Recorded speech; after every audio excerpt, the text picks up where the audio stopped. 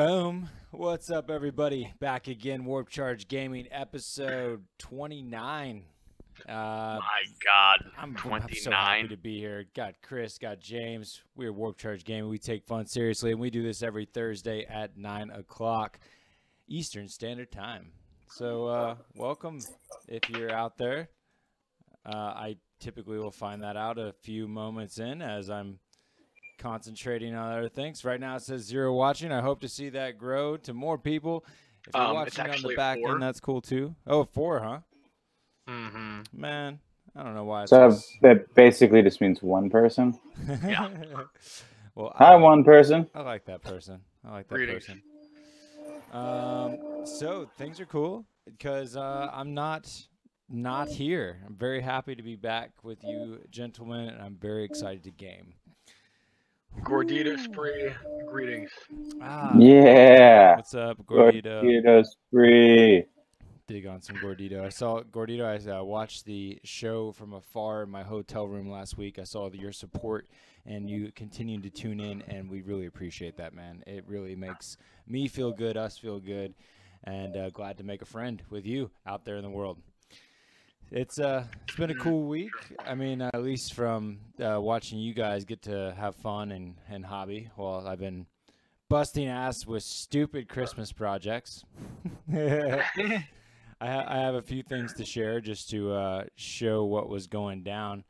But yeah, I just took a 13-day gig where for 13 days in a row I was traveling up and down the East Coast, setting up Christmas shows in malls. They're like pretty big stages of shows where they're massive, like 20-foot ornaments hanging from huge multi-story ceilings or sets like the Christmas story. Let me show you this map here. So I live in Richmond. That's where the Warp Charge Gaming Studio is based out of. And went down from Richmond to Florence, South Carolina, which is about 6 hours.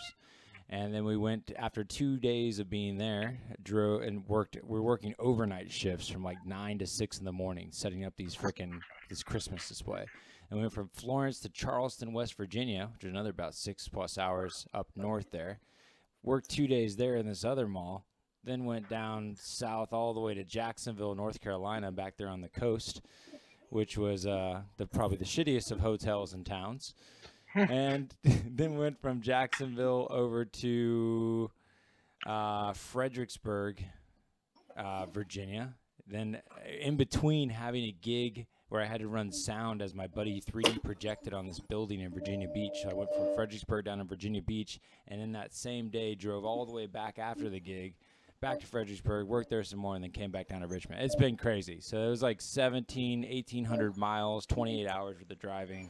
Plus so you were gone for like, what, 13 days? 13 straight days, man. I got back yesterday, and it has been a ride. I literally got my body broke. I realized a little bit about how much shape I'm in. I'll show you. Let's see. I have, what the hell?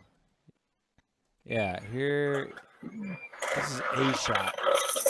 Just like we built a house. It's like a house with inside the mall that's supposed to look like the Christmas story, where Santa Claus sits.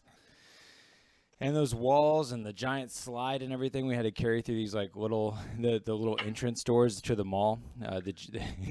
It was crazy. So it's interesting to me, George, that like you don't do a lot of like hands-on hobbying in 40k. Right. Like you don't build terrain or anything like that, but you seem to do this like macro scale version of it, like as a profession. Yeah. I mean, like I've always been into stage lighting, DMX programming for the moving heads and the par cans and everything of that nature. It's dumbing that down to Christmas lights, where you basically just turn outlets on and off in sequence to music.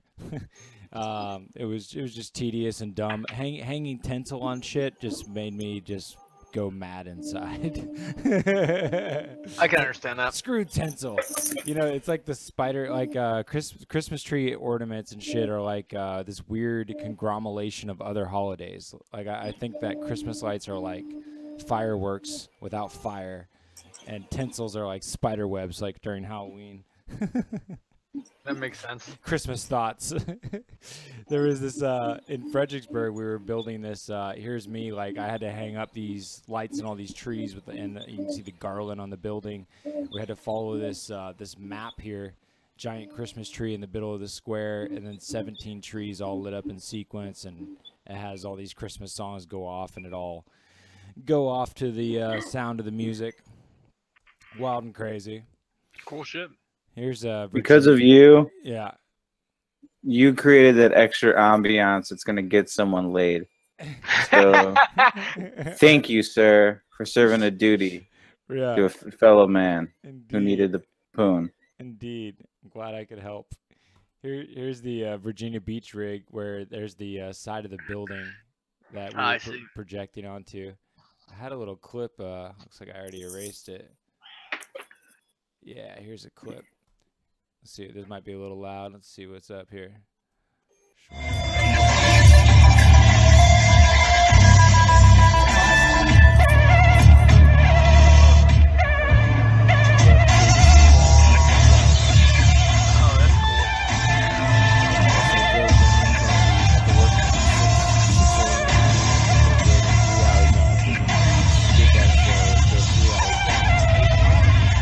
Gig and work the next morning. It was fucking crazy, but I'm glad to stack cash so we can get back to full-time Warp Charge gaming.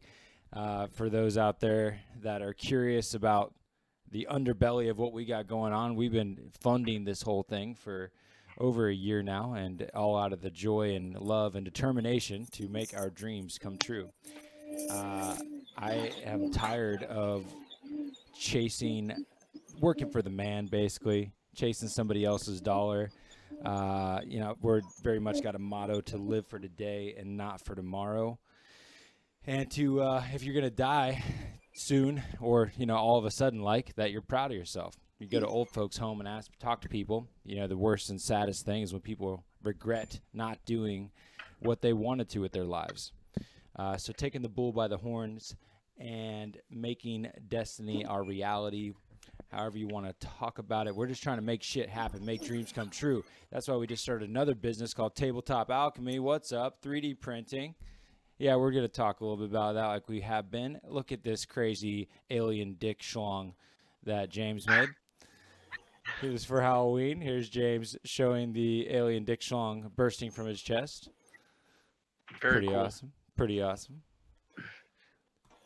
James, you designed your own Shadespire Eye of 9 3D printed display board for our buddy Lobo, yeah? Yeah, it's kind of cool, I guess. Is it got any more on it, or just have you printed it yet? Oh, I printed it, painted it. It's just sitting in the cabinet waiting for Lobo to say, "Hey, I want it," and send it. Dang! Hey, should have sent a picture. I'd love to see it. I thought I did. No, I haven't seen that yet. Let's see what I can do. Let's see. Yeah, it looked pretty cool. You've been a busy bee. I was really, man, it looks like a whole new thing when you put the prime on this kill team board. Threw some shots up just now. You're prime on a kill team board. How about that, sir? You primed my mind with love and sexiness. Whoa. Yeah. You know what I'm talking about. Look at that kill team board. Woo. Just pretend I'm not even here. You prime my alien dick. Boing, boing, boing. Whoa. Whoa. Whoa. Whoa. Just say. Looks good. Yeah, I mean, there's cages that dangle with skeletons in it. I mean, that's pretty space wolfy. I just noticed that. Yeah. I'm zooming they're dangly. Look at that blam. I like seeing the Tyranid terrain in the background. It makes me happy. There's lots of Tyranid terrain here. And just like every week, there's more. I'm getting the board. Yeah, that's looking sweet, man. I'm excited about it. Yeah, I'm just shocked that like I took that GW skull box, cracked it open. I was like, all right, I'm gonna cut out 50 skulls. That should be enough, right? Dude, I have no idea where I put any of those skulls. Like they just disappeared once you primed it, and it's like, oh, is that a rock or is that a skull? Yeah. Oh, that's a skull. It's just gonna be impossible to ever find all 50 of them. So you just like as you go along, you'll be like, oh, there's one. Bust out the white. Yeah, like I literally just like when it was not primed, just placed them in different spots. Like, oh, that would look good if it like a skull rolled over here. Someone could have died here. But once it's primed, it's like, yeah, they're just like part of the feature. I dig it, dude. I dig it. I can't wait to play on that thing or really just see it come to further life there. Kid likes it, man. He's just been throwing dice at it. I'm sure. Here's that painted and prepared 3D printed Shadespire display board for the Eye of 9. That's really cool, man. Nice. Yeah. The fact that it came from nothing and you designed it from scratch is my favorite part. Yeah, the bottom has felt on it, so it doesn't scratch your table. Oh, nice. Like, yeah, just like your orc one, but this one has a 3D printed top. It's very cool. Here's some more 3D printed action. This is you were able to organize, get your own pegboard, and create like pegboard holders for all your paint supplies. That's pretty amazing, man.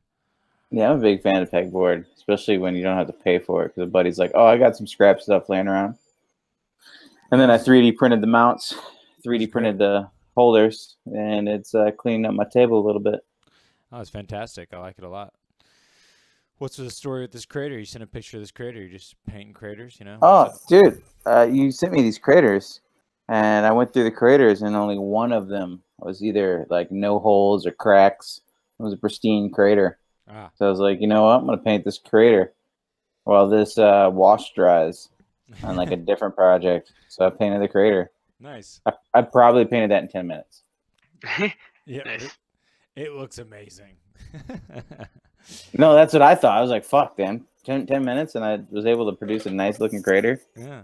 Done, son. No excuses, TOs. No excuses. Get it together. Get your Coke can buildings out of here. Here's a. At least put rust on them. Yeah, come on, man. Here's a sweet Slanesh Demon Prince you're painting up for our buddy. This is Kit Bash from this miscellaneous pieces. But hey. Largely Hellbrute, I see, but Yeah, chopped off the multi-melta from the Hellbrute, added a Demon Prince arm. Green stuffed it so it matched the joint. And put a Demon Prince torso instead of the Hellbrute torso. And got the Keeper of Secrets alternative head I had laying around from another conversion I had, so I threw that on there. Ooh. And I actually am putting a knight helmet on there, but I needed to paint the head before I put the helmet on there. Oh, that's intriguing. Yeah, because it's Iron Warriors, you know? Yeah, speaking of Slanesh, you made me think of how that new creature caster model. That thing is beautiful. it's a gorgeous model. Dude, just in general, their models are insanely gorgeous. They really are. A little off scale because obviously they're heroic, but they are wonderful centerpieces to armies. Yeah. Or just having painted in your cabinets. That thing's sick. What was the story on this terrain piece you had sent a little video of? Looked like some GW pieces. Is that converted together? Or? That was the terrain that I purchased from Battlegrounds. Okay. That I've been waiting for. I had those plasma reactor things, and I didn't like them. I don't play AdMech, and they're not quite big enough for me to truly like. And Mini Wargaming had this giant epic board thing. Yeah. They're talking about their trip to Games Workshop and their Warhammer world, and how they took the magma vent things and stuck them together side by side instead of like having it vertical, having it horizontal. Mm-hmm. So I did that, and then I put these smokestacks on there and extra pipes. Like the one pipe off from the side is from the Rogue Trader box set. So it's a nice size line of sight blocking piece of terrain. Yeah, dug it. It's sad that it's like $80 in GW models, but hey. Hey, it is what it is. Well, final piece that I'll show off from your painting progress for the last week or so is this, what is he called against the monstrous or something, horrifying? The Nightmarish Hulk? The Nightmarish Hulk. Yes. Grasping at general words. Yeah, he is dope looking, man. The Gellerpox Nightmarish Hulk. I'm excited for him. The base looks sweet. Yeah, I'm working on a painting tutorial on how to do those bases, and I'm really bad at making videos, kind of how George was in the beginning. But that's where we all start. Yeah, you gotta trudge through it. Sucking, and then you get a little bit less sucky, and then you get mediocre, and that's where I want to land is mediocre. I think I want to have a mediocre prize here when we do our tournament. Dude, mediocre is one of the best things you can possibly achieve in life. Yeah. Like you won if you're mediocre. It's not like school where like you get a C and your parents are like, "Oh, you dumb piece of shit." Like, I want you to be Asian. Why can't you be Asian? Like, you know what I'm saying? Like, yeah, I do. Where like when you're mediocre in life, that means you most likely got your bills paid. That means you got a roof above your head. That means you got like things to look forward to. Like, you're not the worst. Like, there's so many things that like we look like forward to when you're mediocre. Isn't there an article about how mediocre is awesome in hobbies? Yeah, mediocre's great. Yeah. I mean, I like it. I like how in in a tournament situation that it just there's too many folks that don't participate in competitive events due to the fact that they don't feel like they're ready for a competitive situation. And the more participants you have, the better the event. And I like the idea of being awarded for just showing up and having a good ass time. Certainly. I mean, I think you had that experience with at least one or two of the people that went to the Nova with you most recently that were apprehensive. But like, these events are generally a good time all around. I mean, whether it was Adepticon or the Nova, I had a blast both times, and I'm very excited to do Adepticon again. Oh yeah, and you totally like learn. You learn stuff. You become a better player by doing it. So it's like to the idea of like to wait until you're a better player to play in a tournament is kind of backwards, since you get better as you play in them. And you also see a whole other side. I mean, I remember the first opponent I played in Nova, the first GT I went to. He and I both were like blown away at like the level of competitive. Like, we talked a little bit in the days that came throughout the tournament, and we were just like, dude, like, neither one of us was remotely ready for this level of competitive. And but we both had a great time. We both, neither one of us lost every game. And it was just socially, like, I mean, interacting with a lot of awesome hobbyists and seeing all the insane display boards and having really epic moments, even in games that I would lose, like the cinematic moments where I would have, like my awesome Swarm Lord fighting something like Belisarius Call before I like whiffed all my invuln saves. Like, it was always a good time. I'm looking forward to at starting to incentivize fun and hobby at our events by choosing the folks that we put on stream to be the players that seem to put the most passion into their models and seem to be having the most fun regardless of their ranks. So I think that's going to be a cool way to have people get to share with their friends, them having a good ass time playing 40k on a live stream at a tournament, and not just be the most competitive cheese dick unpainted gray guys, on the tables. That'd be good. Oh man.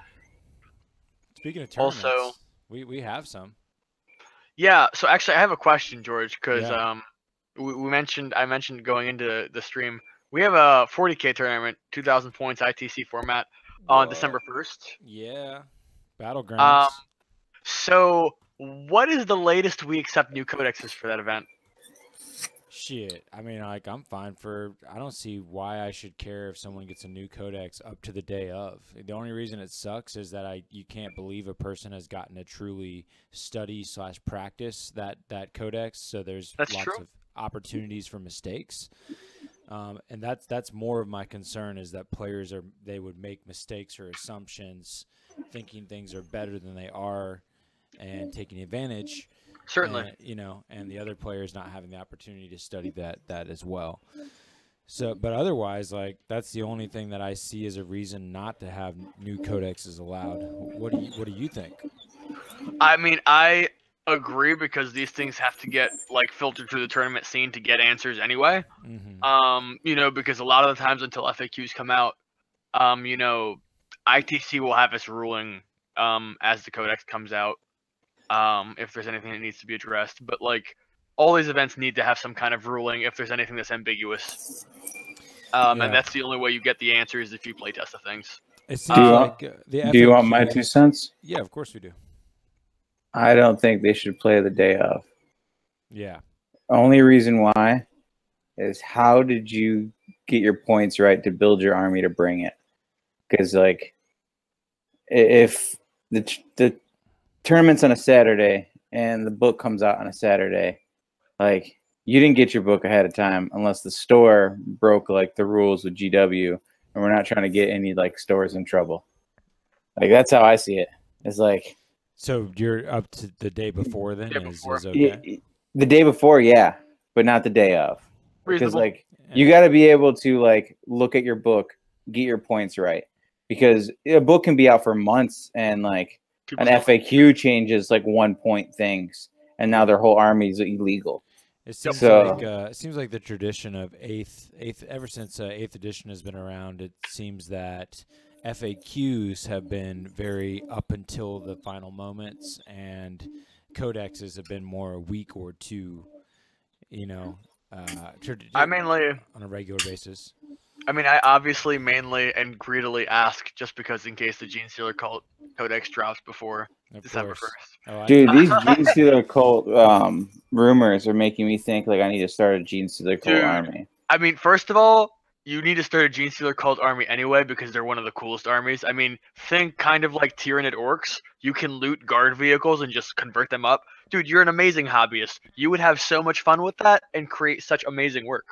Well, I was thinking about doing a corn conversion where they're all like corn Gene Stealers. That's literally a thing you can do, man. I mean, I think there's actually at least one piece in the fluff where there's like a Chaos Gene Stealer cult. I don't care if it's in the fluff or not.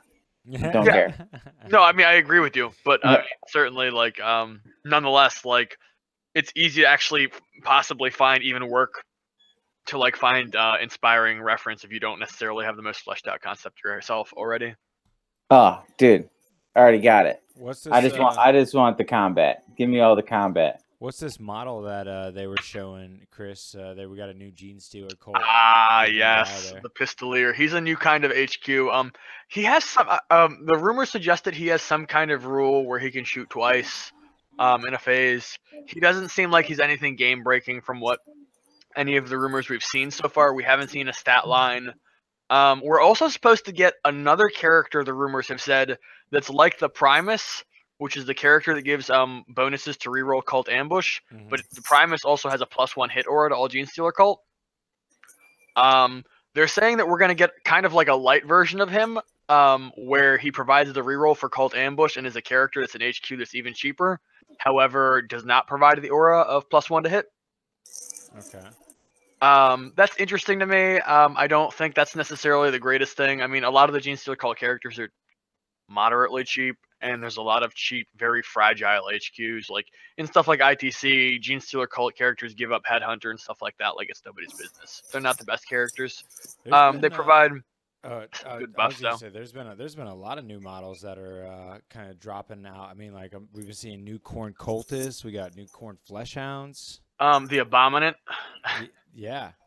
Also the new Aberrants. Not to mention, we got the Ogres with Shadespire. We got a whole new. Dude, those Fleshhounds look amazing, by the way. Oh, definitely look amazing. I'm stoked on them. So sad they still suck right now. Well, dude, they're gonna have their day soon. Yeah, it seems like they are pumping up on the corn train. Like things are about to happen.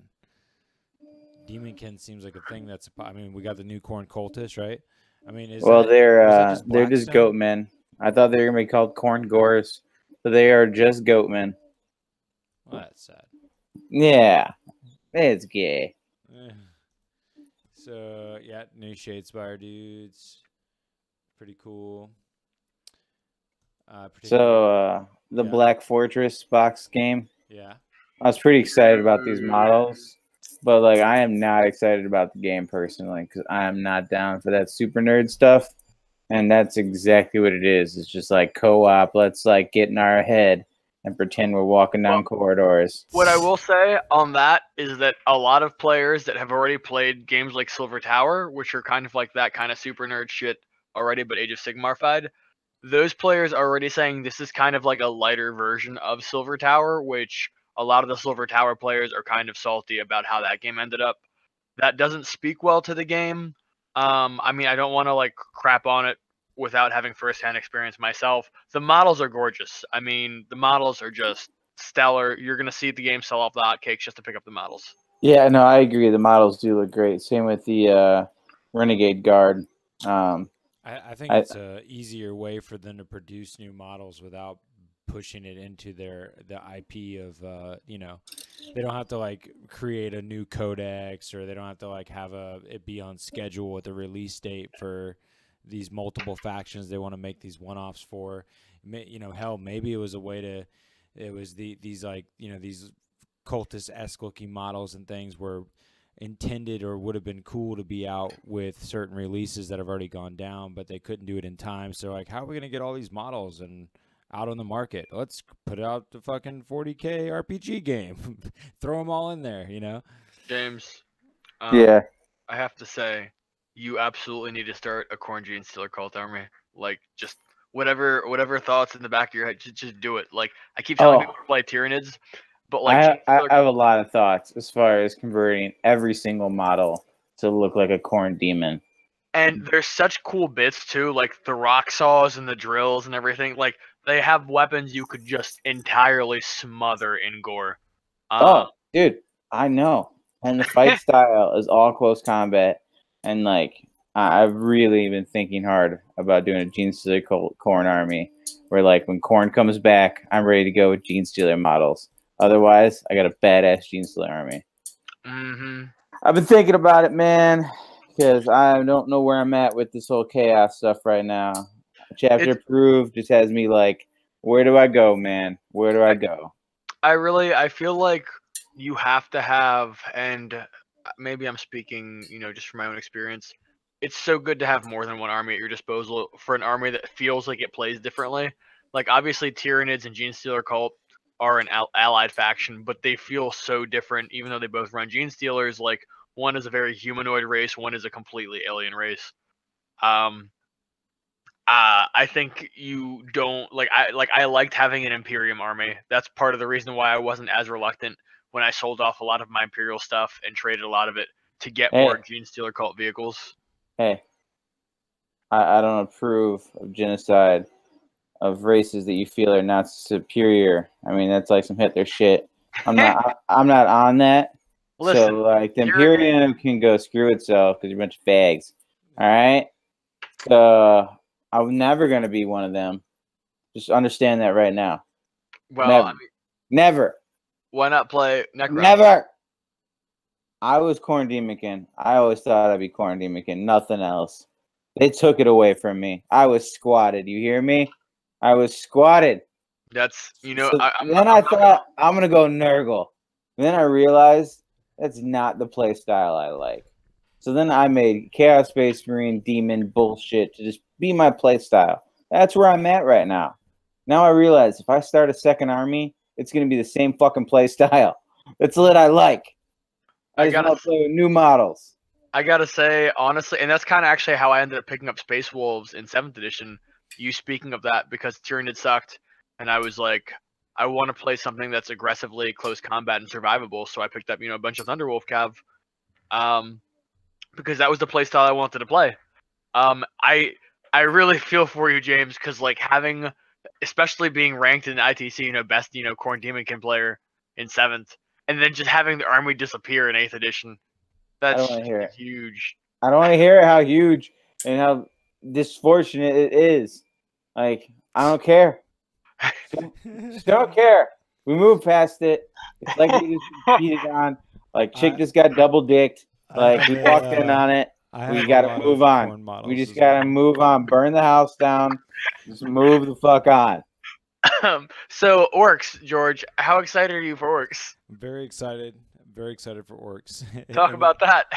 That is definitely a good example of having multiple armies, and my orcs have been sitting on the shelves for since 8th edition dropped, pretty much ever since the index. Whenever all the indexes first hit, and there wasn't any codexes, the orcs are actually really damn good at that time. They shined in that moment. But since they're without the ability of legion traits, if you will, and stratagems and specialized warlord traits and everything else, it definitely have fallen under the wayside. But I couldn't be more excited with the book. I think they have really been elevated more so than I have seen them in the past. Like, I remember the 7th edition codex was not near as fulfilling as I think this one is. A big part of that being the diversity of having clans. The 7th edition codex was trash. I'm sorry, man. It was, and yeah, that was not cool. There, I remember them not being very viable to play even in 7th, and I feel like with their new rule set on paper, I'm having a hard time seeing them not as extremely viable. They seem very strong, and I'm highly looking forward to it. Oh, I just remembered something huge that we need to talk about as well. Yeah. So did you guys see that a lot of recasters have been closed down recently? Oh no. Yeah, a lot of the big names, at least 2 of the biggest names specifically, have gotten the official legal cease and desist from Games Workshop, and they're in the process of being engaged by Games Workshop's lawyers. Oh, that's unfortunate. I suppose so. I mean, if you support recasting. I support free market. I don't know that we can take I mean, I personally, recasting's bad for brick and mortar stores, and you got to support your brick and mortars. However, there are a line of goods that don't end up in your brick and mortar stores that I may or may not have less qualms about. Forge World. But I personally, I don't know. It's good to see Games Workshop protect their IP. They've always been kind of aggressive about it. I want to, see the hobby continue to thrive. So I hope this is the right step for the hobby. Yeah, Gordito said, well, how about Forge World? Yeah, that's when there's a time to recast is typically in the Forge World style of things, I would say. What's up, Comet? Greetings. And yeah, Gordito, personally, I have some real Forge World. I have all the Tyranid Forge World. I'm not going to say all of it is authentic. But you can't really tell what is and what isn't. And the fact of the matter is they're fun pieces. And for people that have, like thousands of dollars of Games Workshop models, I mean, I could field, without super heavies, I feel like if I want to really kit out my Tyranids, easily 10,000 plus points. But then you start adding the super heavies and it's like, oh, well, like this game just got super fun. I mean, George and I played a game of APOC at Battlegrounds. What was it, like 2 or 3 months ago? Yeah, like 14,000 points. Yeah, it was great. It was a blast. We all had our super heavies out. Knights were dying. My super heavies were dying. The Taunar was just smacking me in the face. It was. I had a really good time overall. And those are the kinds of experiences that, like, on price point, are very much denied to gamers. And now especially like Tabletop Simulator is dead. Like, you can't really just do that without like converting stuff. Dude, a bunch of bad news going around, man. I don't like it. Stop it, GW. They're supposed to be new and like open-minded. You're not supposed to be like the last girlfriend that got mad that you went out with her girlfriend. Like, come on. You're supposed to be the new GW. Yeah, I'm just going to say that, if it looks good on the table, I don't care where it comes from, and GW is expensive. Like, I'd rather see somebody play what they want to play and have the model than not have the model at all and just wish that they could. And sometimes recast is the only way to really make that happen. Dude, for some reason you immediately like put a whole like image in my head of just like a puppy at the pound, Yeah. like watching people walk past. Yeah. Like, I want a home. Mm-hmm. That's pretty much what I was imagining too, James. I was imagining the gargantuan squiggoth. That model, dude. If you ever get a second one, like if that gets really good and like the new chapter proves, and like come you get on, the paint one, like dream dude. on. Oh man, what a cool mod! Like easily one of the favorite things I have ever painted. Just you did because a damn it was good job. It was one of the best things I've seen you paint. It So was a pleasure to paint. It was a absolute like the model is so simple. Like it doesn't have a lot of pieces. It was just I love that. More models need to be like that. Like that's like there's so many really cool models like the Goliath Rock Grinder or like drop pods that are just nightmarish to build and paint, and they're just too many little pieces, and they're just frustrating. Yeah. The Gargantuan Squiggoth, completely elegant in its design. It's like 3 large chunks of resin, and it's like that's it. And it's just like, beautiful. I love it. Nice. I'm reading what Gordita said. The Arma 3 40k mods are getting removed too. Yeah, modifications. It's kind of what James said. Free market, like I have GW, do what you got to do, But like I have no problem on. I've always been a get it where you can get it, how you can get it kind of thing. But then of course support the companies that you believe in, and there's going to be a mixed bag of how you do that. Software is a great example of a lot of production software, whether it's video or music. Shit's expensive. You don't necessarily know if you are going to be capable of getting over the learning curve and be able to use it to its fullest functionality. Some of this shit's like $300, $500, $800, and sometimes you got to get a crack before you can invest into the software, knowing with confidence. Sometimes you got to buy a recast before you buy the real thing. GW gets them, more power to them. They won that battle, but I'd rather see people be able to be successful in the hobby market, however it may be. Illegally is not something that Warp Charge is going to be doing, but hell yeah, if you're out there making your shit go down, because you're a go-getter and a doer. Speaking of go-getting things and doing them, you should go to Battlegrounds to get your gear. And we're going to be throwing a few tournaments there. Chris was mentioning December 1st here in the Richmond, Virginia area at our favorite store, Battlegrounds. We will be having a 40K tournament that'll be ITC official, hosted using the Best Coast Pairing app. But what's coming up sooner is we will be doing a Kill Team tournament. We've have the date on Sunday, November 18th, because on the 17th, where several Warp Charge gamers will be going to Lynchburg to another fun store, Dragonfire Games, to play in their Shadespire tournament with Kat from Aptify Miniature Artistries. She's hosting. We definitely love to support her doing her thing. So we're going to go play some Shadespire there. The weekend after, we have Shadespire. So one thing I will say that kind of makes me glad to live where we do. Granted, I wish our scene was bigger for 40K, like some of the areas like possibly where James lives.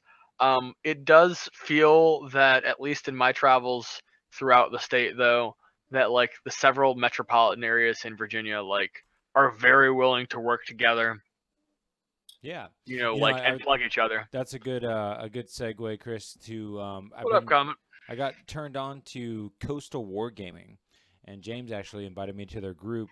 There's a real cool cat named Daniel that we played in the trios at Nova last year, and I think he was cruising around Nova this year again. I got to see him the second year in a row, and we talked more. He's based out of the Virginia Beach area, and Coastal Wargaming is just kind of a group, a community in the southeastern part of the country here, Virginia Beach, Georgia, North Carolina, South Carolina, that kind of hood. And I have found that their forums are quite active, And he reached out to me just today to say that they are sharing our events that we've recently posted, the ones I was sharing a second ago. Super cool. Yeah, and that they actually do that for while they host their own events as Coastal Wargaming.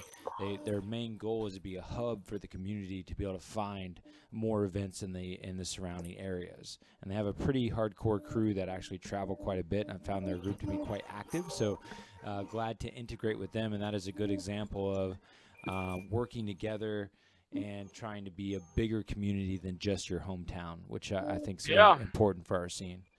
Yeah, I mean, like, so one of the first places I lived in Virginia was Wise County, Virginia, and there's this little game store. I remember when I was, like a 15-year-old, like Magic the Gathering card game player, like you would see a little bit of the 40k, but there was always over like 2 tables, and I've actually checked them out, their presence online. Their 40k community is still like basically non-existent, unfortunately, but like that's where you start. You start with its 2 tables, and you have to have that built-up community want to reach out. If they don't reach out and connect with the neighboring area, it's just not going to happen. Right. Dude, I ain't going to your store unless you got at least 4 or 5 tables. Certainly, but if you're the store with 2 tables, perhaps your gamers want to visit the store that is an hour and a half away and, play bigger events and, discuss building each other's areas in general. Yeah, I don't walk into a game store unless it's an event. So if you only got 2 tables, I'm not stopping in. Reasonable. I mean, I've always been, especially because the scene out here is smaller, I think, I've always been much more, like, engaging the management about, like, okay, like, how can we help you do better? Because I want this store to do better so I can play better events. Dude, there is very few businesses that I know of that their customers want to make your business better. Like, it's crazy to me. You say you're talking about gaming stores, or you're just saying store concepts in general? Yeah, like store concepts in general. I mean, like, you don't go to a Target and be like, you know what? I want to talk to their man. Right. You're right. You're not wrong. But I guess like these stores are more than just stores to us. They're kind of like where we live to an extent with our hobby.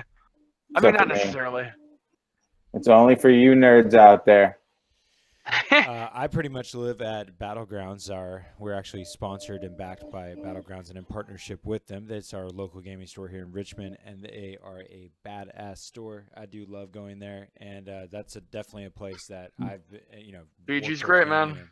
Myself have. I will say, highly committed, especially not to bring up any past stories of former management or anything, but the way they took over the store was with a lot of tact and grace. They have done nothing but good to the local community since they've gotten here, that I've seen. I haven't interacted with the management as much as George has, but I have not heard a single bad thing about them. I think they're fantastic. But yeah, we're getting some questions. I want to say hi to Tau Dark. Is his moniker there, his tag name. I got to meet him at Nova right after completing a brutal game in the Nova Open Kill Team tournament, and he was telling me he had eye surgery and actually had gotten to learn a lot about Kill Team from watching our videos, but more from listening while going through the healing process of the surgery. And that really made me feel good and proud, man, to see that I had an impact with the videos that awesome. he posted. Yeah. But he was asking, do you think the Gellerpox are competitive or more of a narrative Kill Team?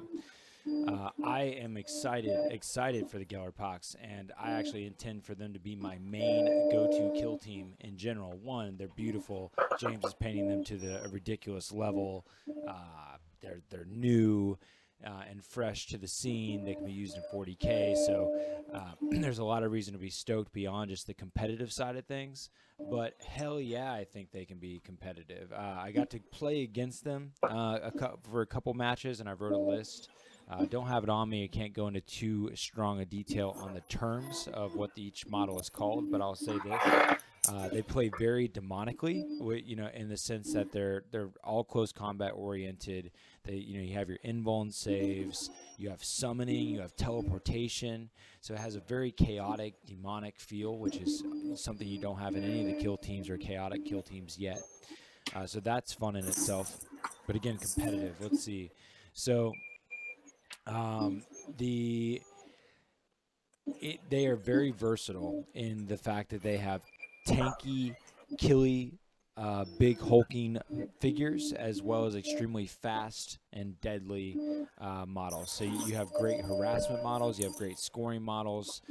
The harassment models having -1 to hit modifiers, never being able to take on any flesh wound, like negative modifiers from flesh wounds.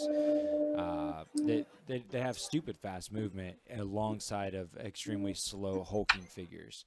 But I think they're plenty versatile. The fact that you can summon with them was something I didn't even realize till a bit later, and that's super cool. You can literally add models to your kill team, and they don't affect your having to take your nerve test or your. It's a freaking thing. Whenever I haven't played games in 13 days, and it's a terrible thing. Forgetting rules. But yeah, I think they're amazing. I think they can definitely be competitive. I feel like Kill Team in general is all about how you work it. You have a sideboard command roster, and the way that you build that command roster and pick effectively based on the mission and who you're up against. A Kill Team is great at, if you know thy enemy and you know how to work the mission into that, that you can bring the tools to the job. And I feel pretty confident that most Kill Teams have all that you could want to be able to win with. I think some are more naturally forgiving, where even if you don't make great decisions, they're still, by having great foundation of rules, are going to be easier to recover from if you, say, make a mistake. While other more finessey kill teams can definitely be more, if you screw up your situation there, then you can be kind of downhill from there. I think orcs are the toughest. But, yeah, I think the Gellerpox certainly can be competitive, and I don't think that they've gotten very much playtime out there in general to get a fair reading on how they are. Yeah, so when people have been – I've read people talking some ups and downs of what they think about the Gellerpox, and none of the I've taken all of it with a grain of salt. You have to always take into account who are the people that are making their opinions known. Who are they playing? Are they just playing the same person over and over again against the same faction? What kind of skill set do they have? How often do they get to play? There's a lot of factors that go into the opinions that people post on the competitive level of these different kill teams. A lot of fluff, if you will, that has nothing to do with the fluff. Yeah. And I personally, from my experience of many games, not with the Gellerpox, but in kill teams in general, on paper, and in my looking at their tactics they have available to them, and the stats that they have, and the versatility that they have, I find them to be highly effective, and I look forward to playing them for sure. Another thing that, speaking of list and competitive things, here's that picture of the orc army that I just put together. This is the first orc list that I've built, and studying the orc codex, these are the rules that I'm most excited to implement. Holy, that's a lot of models. Yeah, man, I'm going to be moving shit like crazy. So I'm not excited. I'm going to be using the Goths, the Blood Axes, and the Death Skulls. Those are my favorite new clans. I'm going to run a lot of Devourers, I hope you know. I'm not afraid. I'm not afraid. And I'll tell you why. The thing that's crazy about the orcs, my favorite new stratagem is the Grot Shields. So for one command point... What if I just shoot the Grots? Well, what if you can't see them? What if you can't see them, Chris? I don't have an answer to that. What then? So the stipulation, so the Grot Shields, you can straight up, if you have Gretchen within 6 inches of the unit that they're trying to shoot at, then you can basically lookout sir the wounds over to the Gretchen models. Now, the stipulation that they put in there is that they must be in front of the targeted unit. So let's say that I have a unit of a bunch of boys, which is what I'm actually planning to do here. You're getting a request, by the way, to play some Gellerpox. Oh, I can't wait to play Gellerpox. We are just waiting on I'm sorry I can't paint faster. It's okay, James. It's okay. I'm sorry.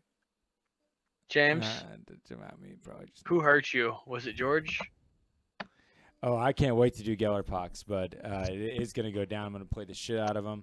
The most up-and-coming stuff that's going to be going down is Commander, though, which I'm really excited for Commander. We're going to be doing a lot of that. Wait, you're excited for Commander? I thought you said it wasn't that good. Oh, you go to hell, Chris. It's amazing. I thought you said it was a useless expansion to a game that was already perfect. Yeah, right. I can't wait to utilize Commander. It's amazing, and I haven't got a chance to I literally got the book like the day before I left on that 13-day journey, and I'm ready to go. The first Commander I'll be using is with the Thousand Suns, going to run the Zangor Shaman. And we actually have battle reports scheduled for tomorrow and Saturday, and then I'll be also up at Battlegrounds hanging out and gaming all day Sunday. But planning to run the new Orcs as well as playing Commander for the first few times. So, yeah, couldn't be more thrilled. I think certainly. I think it really enriches the game, and it's more like having the full game. And before we were just in like the foundation, the basics of what the game was. They've been feeding us a little at a time to digest, and now it's time to put on our big boy pants and really play this thing. That's what I'm thinking. I just, man, they got to do something to the Broodlord. Dude, no.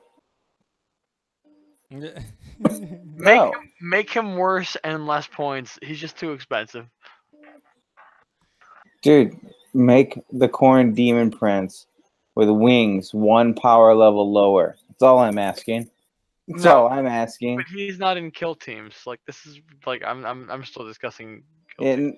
That isn't real. Okay. It's not real. We got a lot of jumping around, but I'm going to talk about these Orcs some more, man, because kill team's cool, Commander's sick. I'm super excited. Orcs are fantastic. Like I'm going to say, bravo GW. You have made the best codex possible because there is so much you can take that makes it competitive. It's so fun. And like you don't even know what to prepare for. Like as an opponent playing Orcs. There's so many different ways to play them. Oh, so many different ways. This list has so much nasty in it. I can't not wait. I know if it was me, I would be Evil Sons and the Blood Axes all day. All day. All day? All day. Being able to make 8-inch charges for turn 1, like with like half your army, if not more, and then like being able to fall back and charge. Like Storm Boys, for instance. If they can get into your grill, charge you, and then fall back over you, but like the fly keyword, you normally can't charge again. But no, they can charge again. And like they're just running through your mobs and like disrupting everything. It's just fantastic. I mean, I remember the doubles game where George and I lost to Orc players while you and Matt also lost to Orc players. Those guys just had their Orc event past weekend. Nice. Cool. I just remember like their army did exactly what you just said. They disrupted our entire line simultaneously and just rattled us the entire game.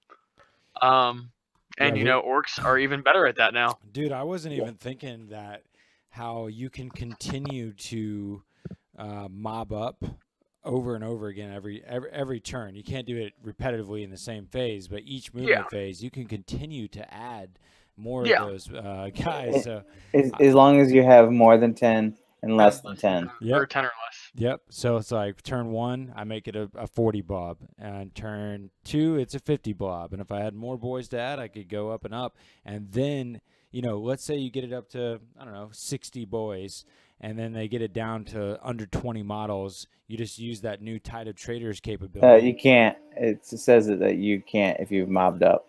Oh, you can't use it on a mob up? Yeah, like a mobbed up unit, you're not able to use that treasure amount. Unstoppable green tide. Oh no, that makes me sad. Yeah, sorry, bro. Dude, why do you gotta break my heart, my achy breaky heart, dude? So wait, because I immediately thought of the same thing. Can you? And I was like, oh. Can you not mob? So with that stratagem though, can you not use it on like the biggest unit that was a part of the mob or? No, you can keep mobbing up. You just, for all rules purposes, it becomes one unit. It's just that stratagem makes it so that you can't do that stratagem on that kind of unit. It has to be a fresh unit. Can you target? Okay, it has to be a fresh unit. You can't do it to a unit that is like part of a mob, but like the biggest chunk of it. Yeah, no. That's unfortunate. Yeah, it's I only kind a of wish 30 you were man. given that option at least. Yeah, you cannot select a unit for this stratagem that has been merged via the mob up. Man. Sorry, George. Fine. Yeah, no, it would have been broken otherwise. I guess I could always like. So not we're mob seeing. Up, then do that, then mob up. What are your thoughts, James, on implications for the game based off the fact that Genestealer Cult rumors and or Codex seem to be suggesting we're going to see? Oh, I think it's fantastic. If you're, especially for larger events, like if Chapter Proof does well, let's say both these codex are out, Chapter Proof takes away all the problems that still exist, all the boogeymans. With those two new codexes and Knights still being competitive, and Agents of Vex still being a thing multiple times a game, Cultists still being able to be 40 man and still come back. With all those different things, it makes it hard to build an army that can take on everyone. That's true. It really makes it impossible. So you don't have any feel badsies that other armies are getting your stratagem? No, not at all. That's what I like to hear. Like, I have no problem with it. But the thing is like, don't nerf ours if there's still one way. That's why I like how orcs are right now with the Bad Moons, for instance, or not Bad Moons, the Blood Axes. They have at 18 inches, they're always in cover. Yep. And then you can fall back and charge or fall back and shoot. You can't do both. I think that's super powerful. If Alpha Legion goes to that, I'd be so happy. That'd be good. So happy. Because that gives you almost like the fly keyword for things that you want to do. Because like your close combat dudes, they're obviously not going to shoot. You're just going to charge them because they're already in like vicinity to get multiple charges. Certainly. And like being able to just move through things, especially with the fly keyword, being able to like take that, jump over a unit or two, pick out characters, like you, as someone that has that happen to you, you almost don't know what to do. Yeah, it's rattling. And honestly, getting rattled in a game, especially a high level, like high competitive level kind of game, not being able to think properly for a few actions of your turn could lose you the game very easily. It's super easy. Like it makes like your every choice and decision that much more crucial because the pressure's on from right there at the get. And that's the way I like to play. Just put that kind of pressure on the opponent. I can't tell you how many times, like, a turn later after something I did, I'm like, oh, dude, that was such a stupid move. Like, how was I not able to see the big picture, like, one turn ahead with what was going to happen? Just because I was rattled because of something that happened that turn. You know, like, I was distracted in my like, oh, shit, what do I do? Kind of, like, mentality. And, like, you have to play above those kind of things. But it's such an amazing part of the game, too, because, like, you know, like, if you're the one giving someone those feelings, which I've done to Connor more than a few times even as well, like, you know, like, it's fun to see them on that reactive side knowing that you're playing a mean game. Yeah, those are my favorite games. Like, I can't wait to go against these orcs. Like, if them doing that to me, like, Evil Sons being able to take 9 of those dragster things that can literally teleport onto my line, and then being able to advance with Death Copters, auto advance 6. They already move, what is it, 14 inches, and then they get an extra inch for the advance, so now they're 21 inches, and then they can still charge, and they get the +1 to the charge. Well, like, that's just off the get. It's even more than that, because they would be 14 inches +2 for being Evil Sons. Oh, yeah, it's +2. I thought it was +1. Yeah, it's normally +1, but +2 if you're Evil Sons. So that'd be a 16-inch move. Plus, they get an extra 1 on their advance, which would make them, and it's an auto advance of 6, so it's 7 on 16. And then when they charge, they get another +1. That's what I'm saying is, like, you can just take a lot of those. Yeah. Like just from the go. So, like, all this, like, my reserve comes in turn 2. and now I can get into your backfield. No, like orcs can do that all day with all their army if they wanted to. I truly enjoy that kind of play style. Those make for the most fun games for me. Even if my opponent's doing it to me, the only thing I see in the problem with orcs, it's almost like the saving grace for everyone else who doesn't play orcs, is they're going to go down quick. So, like, if you can withstand the brunt and hit another counter strike with equal combat, dude, they're going to go down. You just reminded me of, well, I mean, there's two big things that they hella increase the survivability though, because one, the mech, the force field, the custom force field, that used to be on a model by model basis. That now it's on a unit basis. Yeah, it was everything with every model within 9 inches. Now it's literally every unit, so you can Congo line like crazy. And then and then you got your pain boys, so you got a 5-up invuln with a 6-up feel no pain, and then on top of that, the Grot Shield stratagem for 1 command point to be able to look out sir on a 2+ over to Gretchen after they have to wound against your toughness 4. Yeah, I'm not worried about the Grot Shield because my damage happens in combat, so that is a useless stratagem. That's fine, but when we're talking about in general for everyone else, yeah, they have a lot more survivability than they used to. So yeah, that's yeah. Well, they need it because their points went up on all their boys and everything. Like all those matter. Like getting into combat, yeah, they have sheer numbers, which makes them like deadly, but they don't have the stats otherwise.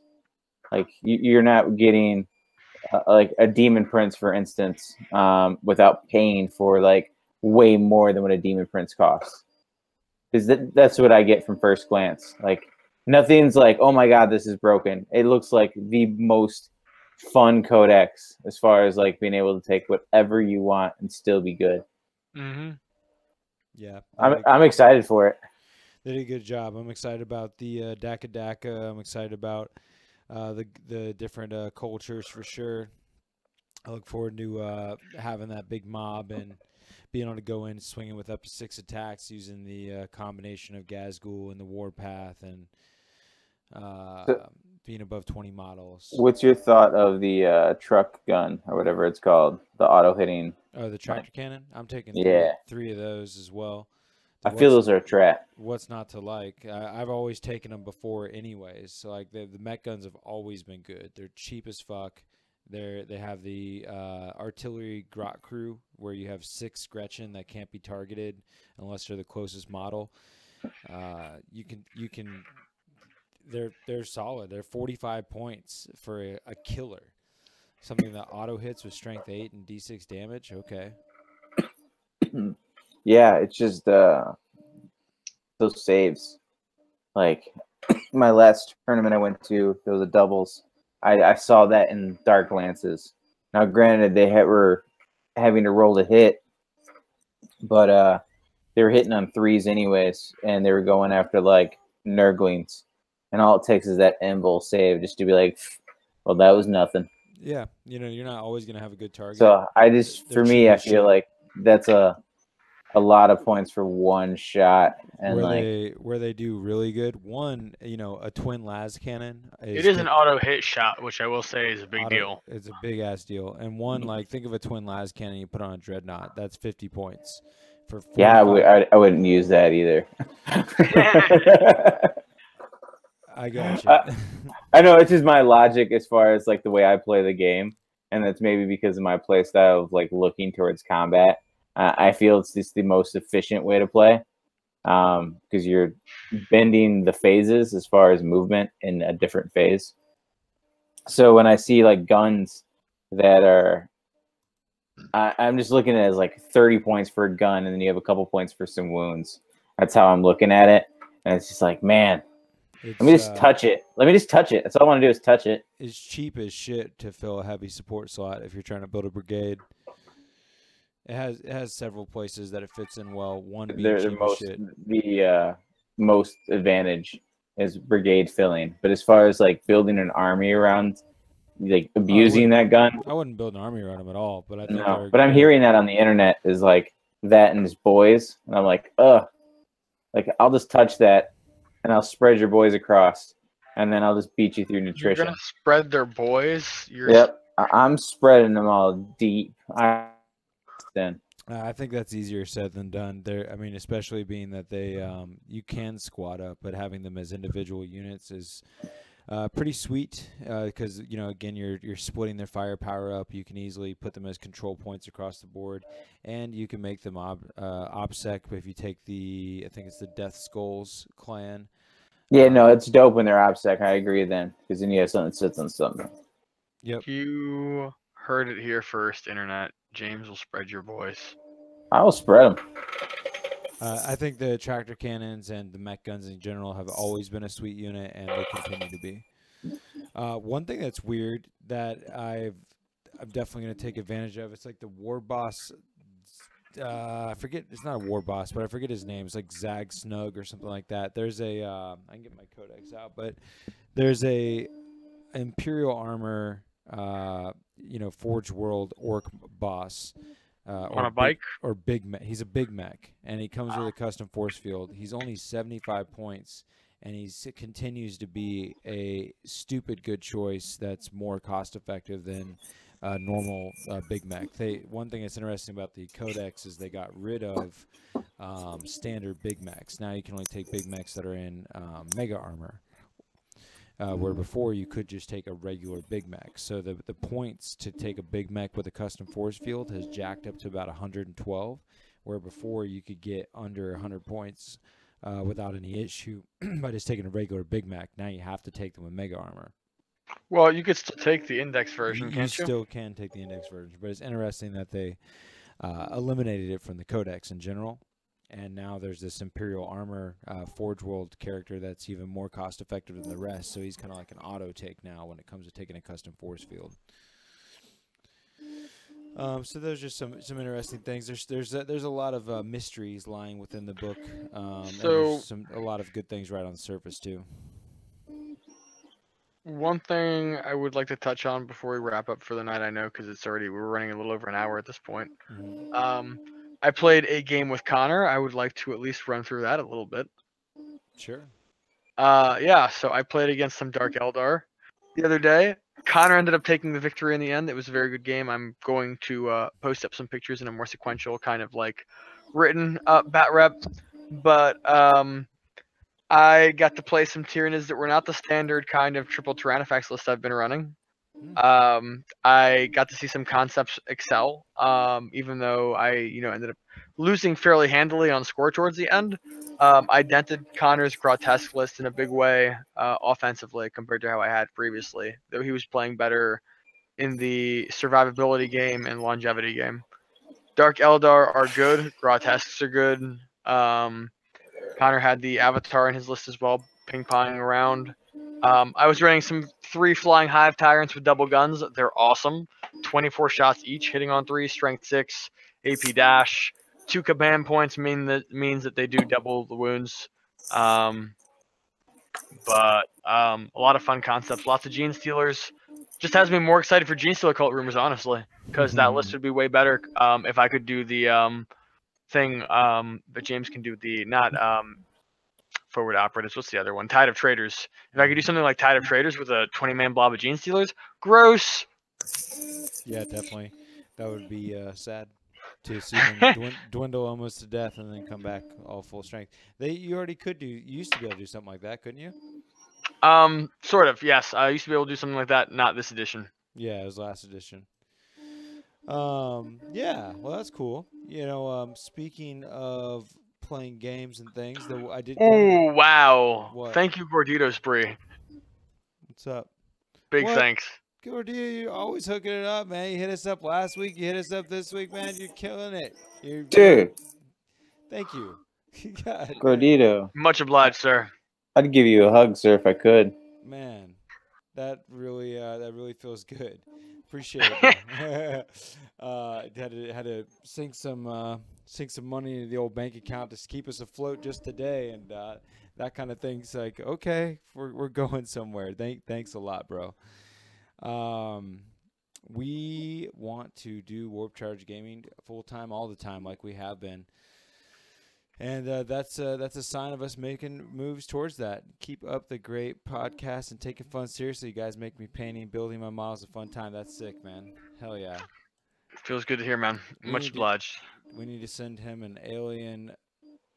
Chest burster. Yeah, chest burster. James, get it in the mail. Dude, I don't know if he would actually get there. I think they would think it's something else in the package and open it up. That's what Gordito's $20 made me. I was like, yeah. Oh man, thank you so much, dude. Wow, I'm speechless. That's what I was gonna say. Is I've been playing games and I was so excited. Little Age of Sigmar Champions, the only game I could play while I was on the road.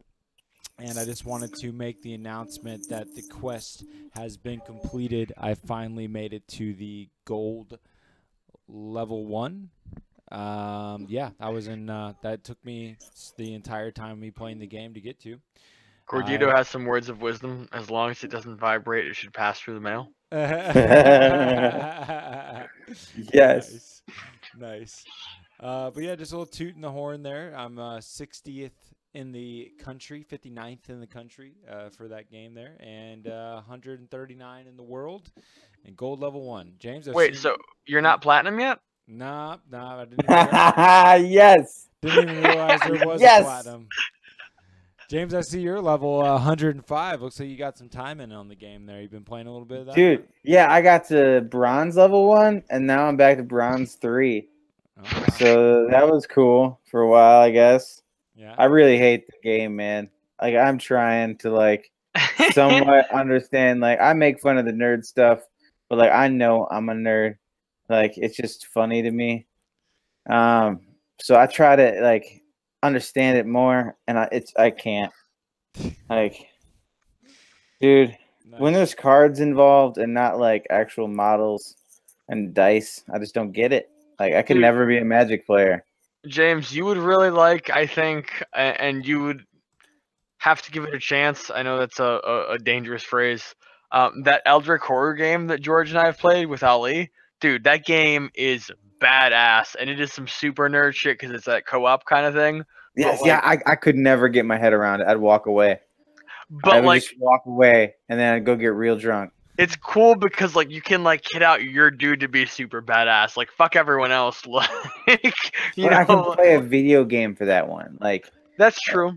Like there's things of like wargaming I get out of it. Like the whole social contract, the rolling of dice, the moving your figures, modeling, like painting them up. Even if you don't paint your own models and like pay someone to paint your own models, like you worked hard for that money. Like it was like Christmas when that model arrived and you got to unwrap it. Like there's pride in it. When it comes to like the D&D stuff, like I get that you get real into your character and stuff, but they like make Fable. They got Elder Scrolls. They got all those games where it's just like, I think it's way more useful for like the console than to try to like imagine that. It's like there's really good directors in CGI. Sometimes I'd rather just go watch the movie than read the book.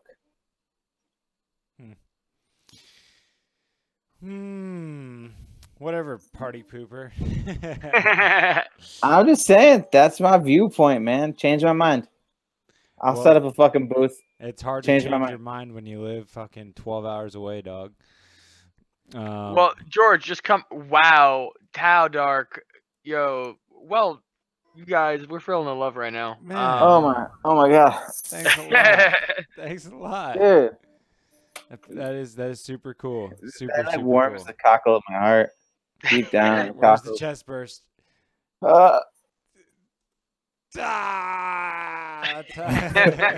we gotta make that like a GIF somehow. Oh man, dude, thank you all, man. That is so cool. That will go to good use. And we have to like so on this talk of like changing James's mind. When we come to Adepticon, George, come ready with some games. Let's get some pre-game into actually Adepticon. Speaking of which, tickets go on sale very soon, and they will sell out very quickly. Yes, the 28th. Of this month? It's the 18th of this month. 18th is what I meant. 18th of this month. That is Misinform the audience. The 18th, ladies and gentlemen. Unless, you know, like if you guys want to buy your tickets on the 19th so I can get mine, you know, like that'd be cool. yeah, and they made an announcement as far as their VIG bags. Yeah. They normally make it so that when you go to check out, you add it to your cart and you check out. But they would sell out so fast that when people would go to check out, they'd have to get it out of their cart, and then they'd go to get into events, and the events would sell out because they had to go back through the whole checkout process, and they would lose their spots. So now they're doing it where if you want a VIG bag, you get into a lottery, and like the first 6 hours, you can get into that lottery. Otherwise, like go for your events. So what that just means is events are going to sell it even faster. Indeed, that's absolutely correct. Yeah, so you got to be ready the 18th. Otherwise, get on that waiting list the day after.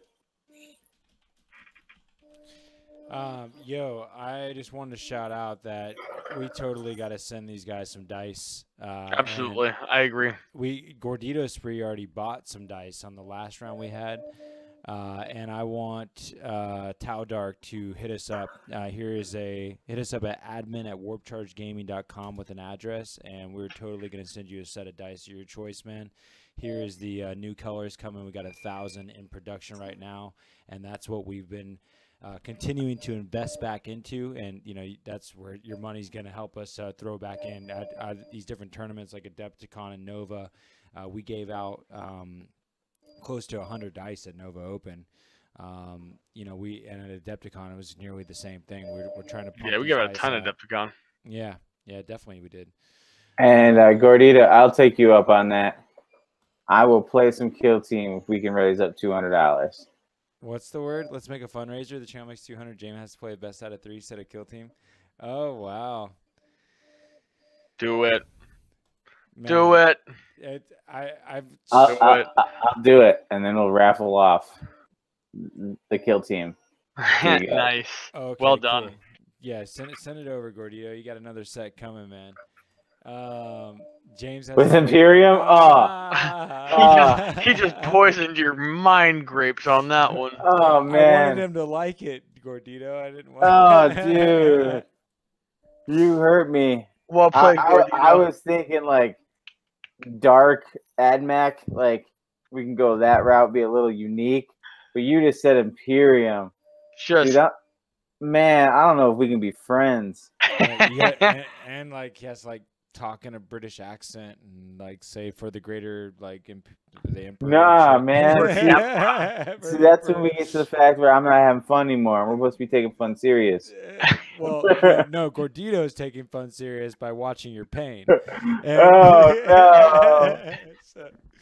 So screw it. I'm all about it. It sounds great. I'm not a hoe, but $5 is $5. Yeah, that's a true story. You know, we try to be careful with the whole, raising funds for, there's some jokers out there that like to whore their wives out and stuff, and we don't want to be like that. Oh, my God! George did not get his fix in last week. Whoa!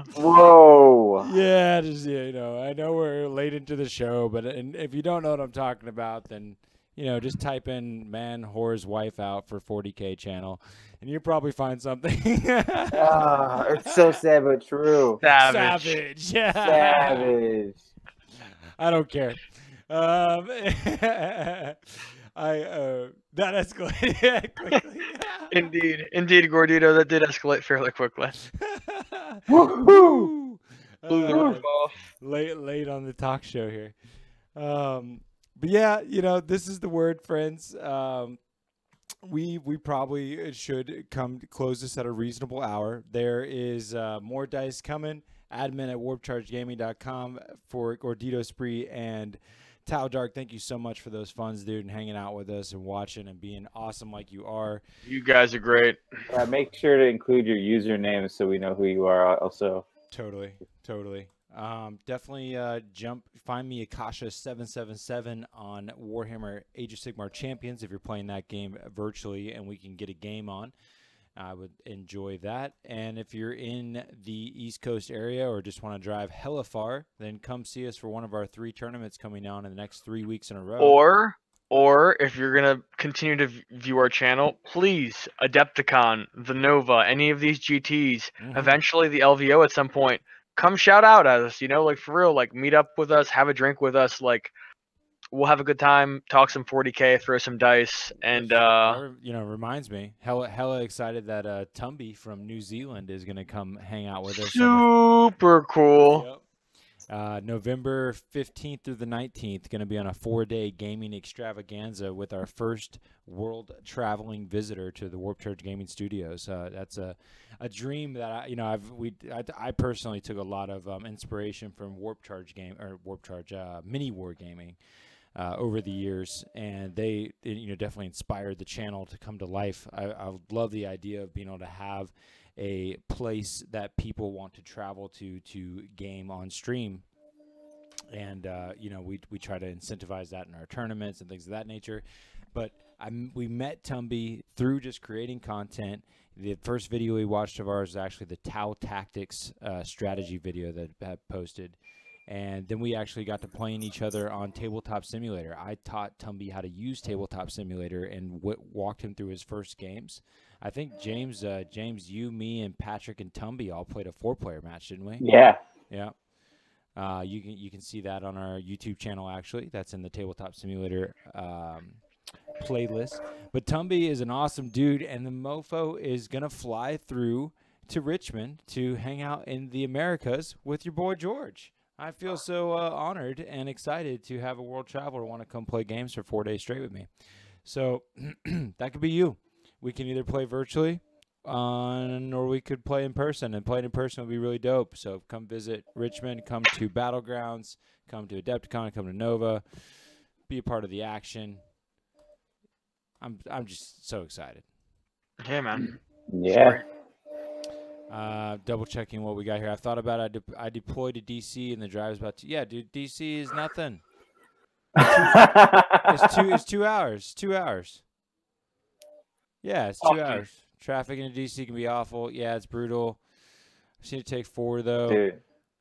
Yo, let's talk about it. This Chicago traffic. It's a great time.